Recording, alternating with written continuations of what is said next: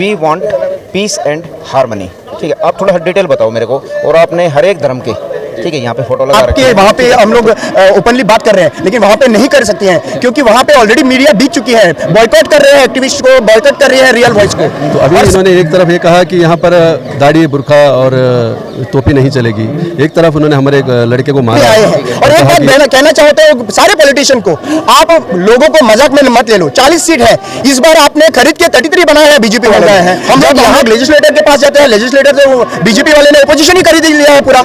अभी we want that justice should not be delayed. If it is delayed, it is denied. लेके चले हो। तो we पहला want सवाल मैं आप पे दागूंगा क्योंकि सवाल बहुत होंगे। ठीक है, आप ये सही बताइए, आप मुस्लिम हो? मुस्लिम हो जी। आपको हिंदू पसंद है? कि मैं गोवा को रिप्रेजेंट करता हूं और यहाँ पे बोलना चाहता हूँ 33 से 3 सीट लाऊंगा। और सबसे पहले जो गिरने वाला है वो चीफ मिनिस्टर प्रमोद सावंत को भी गिरा के दिखाएंगे। क्योंकि राजनीति बंद हो, जो इत्तेहाद मोहब्बत हमारे बीच में है वो रहेगा कायम का। ये कितना भी कोशिश करे, ये हमारे बीच में फुट नहीं डाल सकते हैं। लास्ट टाइम सेंट जेवियर जो रिसेंटली जो है सेंट जेवियर के ऊपर डीएनए टेस्ट करने के लिए बोला, जबकि मोदी जी 2022 में यहाँ पे आए थे गोवा में, मरगांव में उसने रैली दी और वहाँ पे क्या किया था, कहा था पता है उसके रैली में? नमस्कार सर जी, अस्सलाम वालेकुम। वालेकुम सलाम। ठीक है, अच्छा सर ये बताइए, we want peace and harmony. ठीक है, आप थोड़ा सा डिटेल बताओ मेरे को। और आपने हर एक धर्म के, ठीक है, यहाँ पे फोटो लगा रखे हैं। ठीक है, तो थोड़ा सा कंफ्यूजन दूर कीजिए। जी, अभी गोवा एक ऐसा प्रदेश है, छोटा है, स्टेट है, और इसको आज़ादी भी लेट मिली है 1961 में। लेकिन इससे पहले कई सालों से यहाँ पर हिंदू मुस्लिम क्रिश्चियन मिलजुल कर प्यार मोहब्बत से रहते थे। कभी किसी का इशू नहीं हुआ, कभी धर्म के ऊपर कोई किसी के ऊपर बोलता नहीं था। आपने एक बात कही कि भाई इसको आज़ादी बाद में मिली है, क्या आप इंडिया के साथ नहीं लगाते इसको?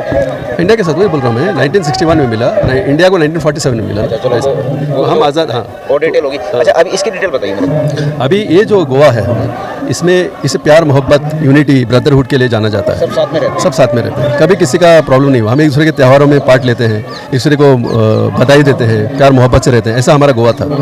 तो ये जो पोलराइजेशन हुआ है ये बीजेपी की तरफ से हुआ है। और अभी रिसेंटली उन्होंने क्या किया, जुलूस का जो ये था, अभी था ना नबी सल्लल्लाहु अलैहि वसल्लम की इसका, तो तभी उन्होंने एक जुलूस के ऊपर एक व्याख्या दी, एक गलत भाषण दिया। बल्कि धार्मिक गंदी राजनीति है, मैं कह लेता हूँ, वर्ड आपको अटकते हैं तो ठीक है, उसकी शुरुआत हो चुकी है वहाँ पे, हो चुकी है। तो अभी इन्होंने एक तरफ ये कहा कि यहाँ पर दाढ़ी बुर्का और टोपी नहीं चलेगी, एक तरफ उन्होंने हमारे एक लड़के को मारा और कहा कि ये सब चलने हम नहीं देंगे, ये जुलूस बुलूस आपको शक्ति प्रदर्शन करने नहीं देंगे, ऐसा सब कुछ उन्होंने ये किया। उसके बाद सैन फ्रांसिस जेवियर जो हमारा भी एक्सपोजिशन है दिसंबर के महीने में, जहाँ पर पूरी दुनिया के लोग यहाँ पर आते हैं। 10 साल में एक बार एक्सपोजिशन होता है। तो इसके पर उन्होंने और एक आदमी को बोलने को बोला कि इसके पर डीएनए टेस्ट होना चाहिए, ये सैन फ्रांसिस जेवियर की बॉडी है क्या और किसी की है। कुल मिला के धर्म के नाम पे गंदी राजनीति शुरू हो चुकी है। तो ये जो राजनीति है वो इसलिए है कि पोलराइजेशन कर ये अपने जो गंदे काम है, जो आपने बताए हमारे भाई ने, वो कामों को आगे लेना चाहते हैं, ताकि हमको उलझाकर हिंदू मुस्लिम क्रिश्चियन के मसले में उलझाकर ये अपने जो फायदे के जो मसले हैं उसको आगे लेना चाहते हैं।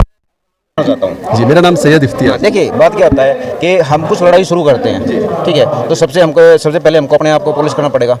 तो आप इस लड़ाई को लेके चले हो, तो पहला सवाल मैं आप पे दागूंगा क्योंकि सवाल बहुत होंगे। ठीक है, आप ये सही बताइए, आप मुस्लिम हो? मुस्लिम हो जी। आपको हिंदू पसंद है पर्सनली तौर पे? पसंद है, ठीक है ना? क्योंकि आपने बेबाक तरीके से कही है बातें। ठीक है, हिंदू मुस्लिम में जो चीज़ फैलाई जा रही है, हम तो पब्लिक में घूमते हैं, हमको पता है। नेता कभी अपने बच्चों को लेकर रैली में नहीं जाते, हमारे और आपके बच्चों को लड़वाते हैं। ठीक है, तो आप क्या चाहते हो, मतलब कि इससे आपका एक लाइन में बताइए कि आप चाहते क्या हो सिस्टम से, कि ये जो गंदी राजनीति है बंद हो? ये गंदी राजनीति बंद हो, जो इत्तेहाद मोहब्बत हमारे बीच में है वो रहेगा कायम का। ये कितना भी कोशिश करे, ये हमारे बीच में फुट नहीं डाल सकते। हम रहेंगे ऐसे ही मिलकर जुलकर। तो ये जो मैसेज है, ये किसी राजनीतिक पार्टी के लिए नहीं है, ना किसी सरकार के लिए, ये सीधा का सीधा पब्लिक को कनेक्ट होना चाहिए इससे, क्योंकि पब्लिक समझेगी तब ये समस्या हल होगी। राजनीतिक पार्टियां नहीं समझेंगी, क्योंकि जब से देश आज़ाद हुआ है उससे पहले से नहीं समझे, तो अब क्या समझेंगे। ये मैसेज सीधा का सीधा इनका पब्लिक के लिए है, पब्लिक समझिए और इस हिसाब से ही चलिए। लड़ने झगड़ने में मेरे ख्याल से कुछ फायदा नहीं है। मीडिया क्या वहाँ भी वहाँ पे भी बहुत सारे, मैं अप्रिशिएट करना चाहता हूँ, मैं थैंक यू बोलना चाहता हूँ आपके, वहाँ पे हम लोग ओपनली बात कर रहे हैं, लेकिन वहाँ पे नहीं कर सकते हैं क्योंकि वहाँ पे ऑलरेडी मीडिया बीत चुकी है। बॉयकॉट कर रहे हैं एक्टिविस्ट को, बॉयकॉट कर रही है रियल वॉइस को, और मीडिया हो चुकी है वहाँ पे। और जब मीडिया पिलर खत्म हो गए हैं, जब हम लोग लेजिस्लेटर के पास जाते हैं, लेजिस्लेटर से बीजेपी वाले ने ओपोजिशन ही खरीद लिया है पूरा।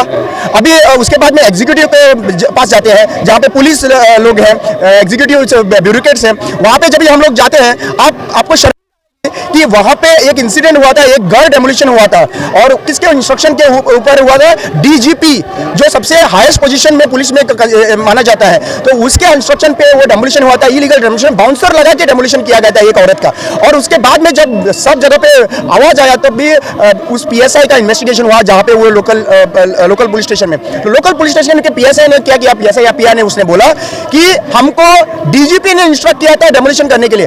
अगर वो मना करते थे तो उसको बोला गया अगर तुम नहीं करेंगे तो तुम्हें ड्रग्स के मामले में फंसा दिया जाएगा।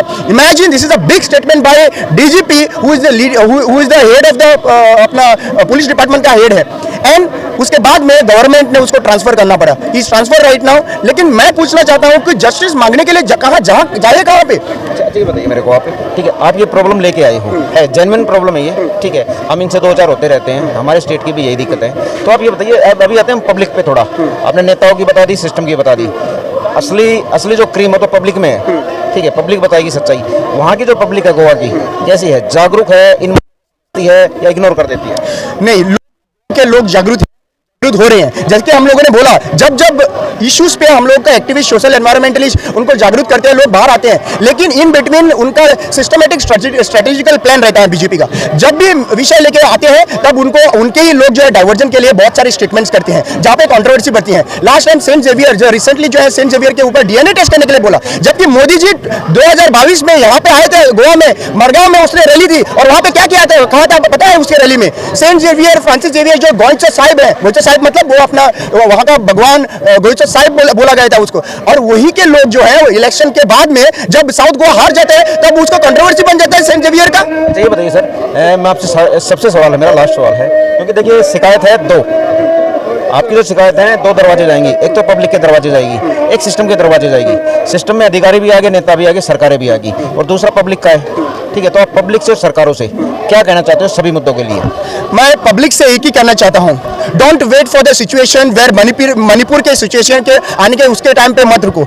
You are already in a verge where the Manipur के स्टेट हमारे गोवा में हो रहा है, स्टार्ट हो गया है, वहां पे प्रोटेस्ट हो रहे हैं वहां पे। तो मैं गोवा के लोगों को कहना चाहता हूं, वी आर रिप्रेजेंट, जब गोवा में फेल हो गए तो हम लोग यहाँ पे दिल्ली में आए हैं। और एक बात कहना चाहते हो सारे पॉलिटिशियन को, आप लोगों को मजाक में मत ले लो। 40 सीट है इस बार, आपने खरीद के 33 बनाया है बीजेपी वालों ने। हम लोग यहाँ पे गोवा के, मैं गोवा को रिप्रेजेंट करता हूँ और यहाँ पे बोलना चाहता हूँ 33 से 3 सीट लाऊंगा।